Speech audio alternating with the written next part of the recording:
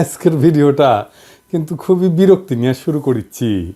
এই যে বিকেএমই এর হাতেমালি থেকে 50 লাখ টাকার চেক নিচ্ছে সার্জিস, আর পাশে ধরে আছে আক্তার।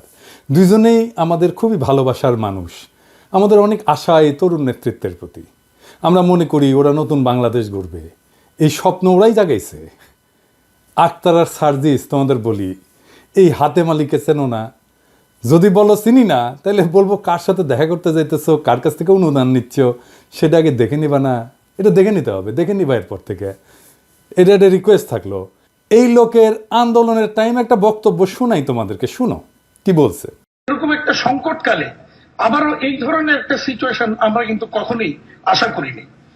আজকে এই যে তাণ্ডব আমরা গত কয়েকদিন দেখেছি, আমরা আশা করব সরকারের গোয়েন্দা সংস্থা এবং সরকারের গুরুত্বপূর্ণ যারা আছেন দায়িত্বে, তারা এই বিষয়গুলি নিশ্চয়ই উদ্ঘাটন করবেন এবং তাদের বিরুদ্ধে প্রয়োজনীয় ব্যবস্থা নেবেন।